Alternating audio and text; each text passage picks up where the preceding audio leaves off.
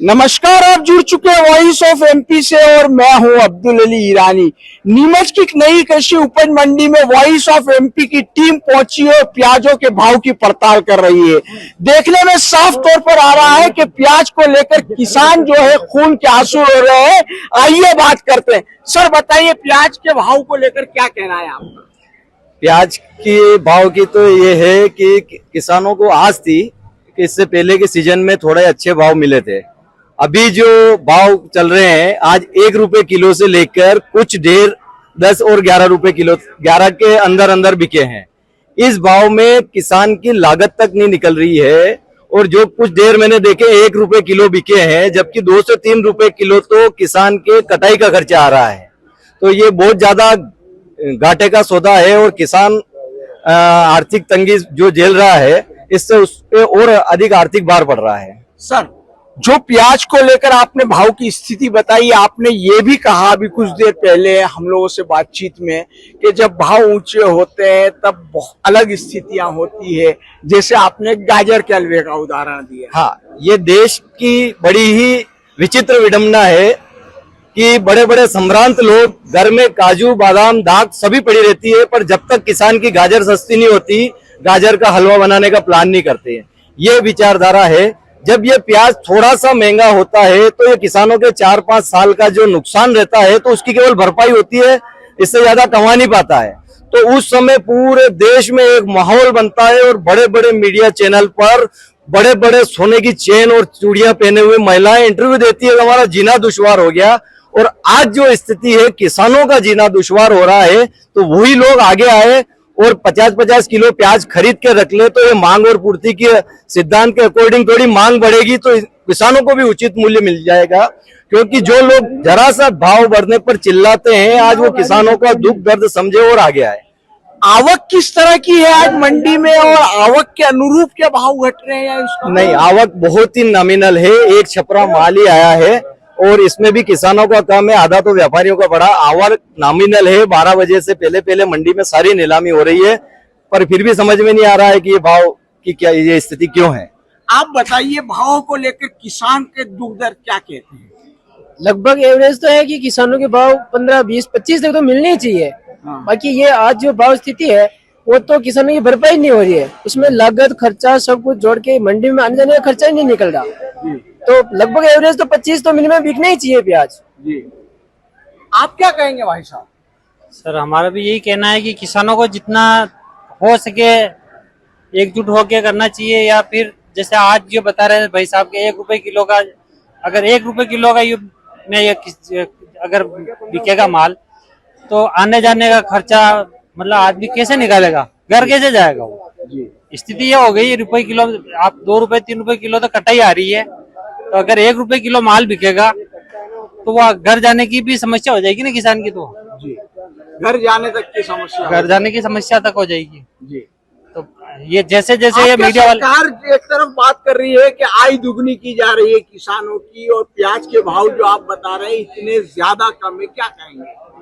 सरकार को कुछ इसके खिलाफ मतलब एक्शन लेना चाहिए, करना चाहिए कि किसानों का किस प्रकार, आप जैसे बताते हो कि किसान की आय दुगनी कर देंगे, तो उस हिसाब से उस अकॉर्डिंग उनको कुछ न कुछ एक्शन लेके किसानों के हिसाब से इसका भाव की बढ़ोतरी या निर्यात चालू करना चाहिए। किसी भी हिसाब से इसकी तेजी आनी चाहिए। किसानों की कमर टूट चुकी है, ये कहें तो कोई दोहराए नहीं। सही है। हमारा 100 रुपए किलो क्विंटल बिका है अभी प्याज। 100 रुपए क्विंटल बिका। हाँ, तो अब जाने की समस्या हो गई।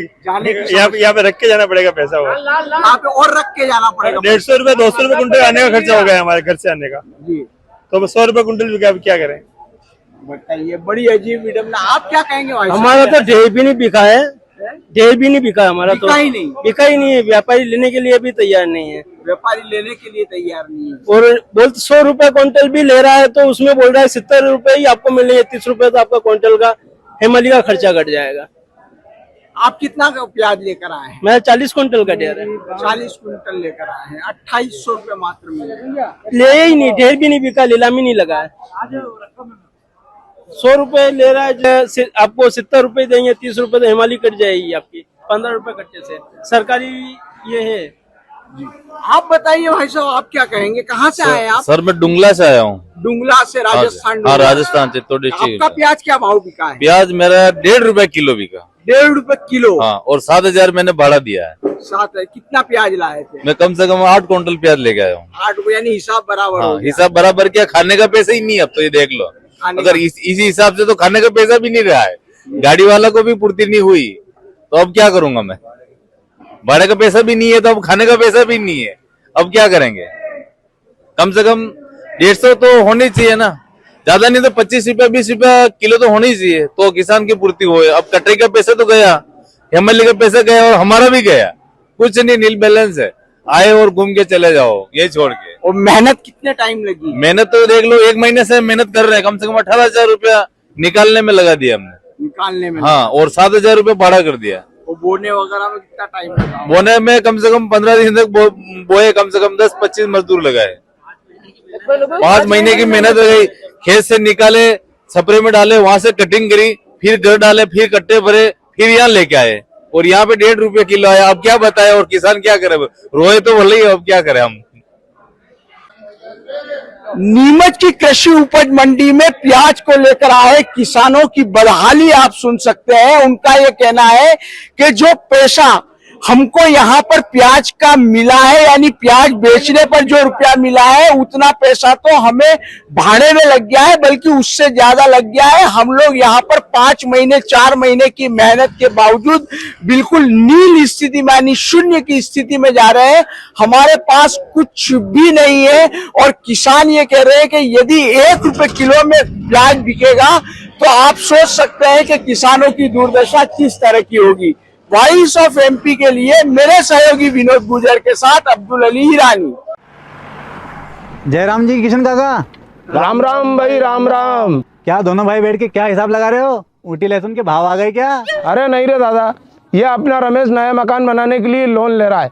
हिसाब किया तो पता चला कि लोन का पैसा तो ईंट और रेती में ही पूरा हो जाएगा।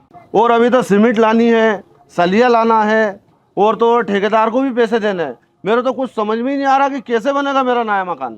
अरे किशन काका, कहाँ इन रेत सीमेंट और लाल ईंटों के चक्कर में पड़ रहे हो? मेरी बात मानो तो अपने घर को बाबजी एएसी ब्लॉक से बनवाओ।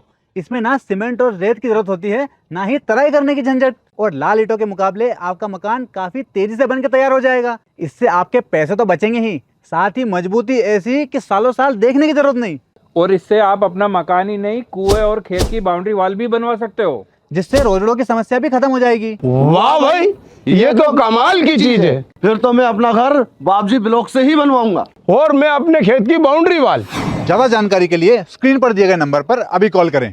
बाबजी एएसी ब्लॉक्स, स्टील से मजबूती।